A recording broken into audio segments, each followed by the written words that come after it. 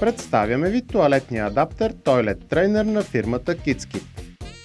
Пред вас са частите от комплекта. За да сглобите адаптера като гърне, най-напред вземете зелената шпилка и поставете на нея двете зелени крачета и двете прави сини подпори. Стегнете подпорите и крачетата към шпилката с гайки.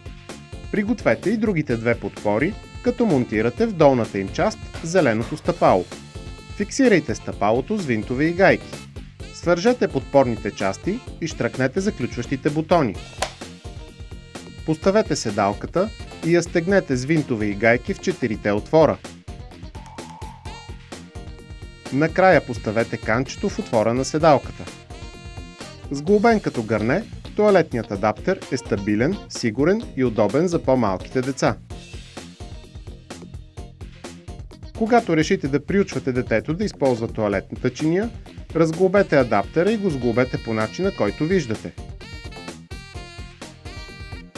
Това е видът на адаптера, сглобен за ползване с тоалетна чиния. Конструктивно, адаптерът е пригоден за използване с всички модели стандартни тоалетни чинии. Когато не се използва, адаптерът може да бъде прибран компактно, за да не заема място.